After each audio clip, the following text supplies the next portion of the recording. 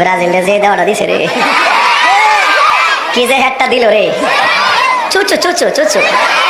6:30 খেলা শুরু হওয়ার কথা ছিল, পরে 6:50 শুরু মারামারি লেগে পরে দেখ একেবারে ঘুমাইছে। এটাই বাস্তব যে যখন কেউ আল্লাহর দিন থেকে দূরে চলে যায়, দিনের বাইরে চলে যায় এবং আল্লাহর দিনের বাইরে গিয়ে ইবলিশের পক্ষ থেকে কোনো দিন বা ধর্মের অনুসরণ করে, তখন তাদের মানসিকতা মানবিকতা কোনো কিছুই আর ঠিক থাকে না।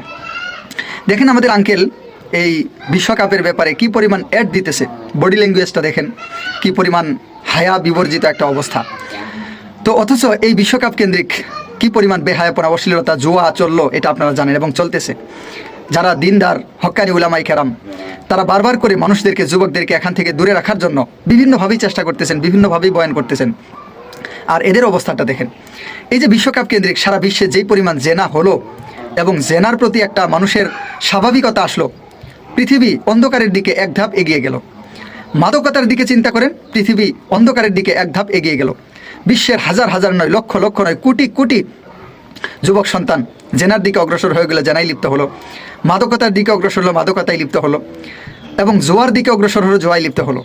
আপনি খোঁজ নিয়ে দেখেন আপনার এলাকায়, আপনার গ্রামে আপনি খোঁজ নিয়ে দেখেন, আমার কথা যদি আপনার বিশ্বাস না হয় আপনি আপনার এলাকায় খোঁজ নিয়ে দেখেন।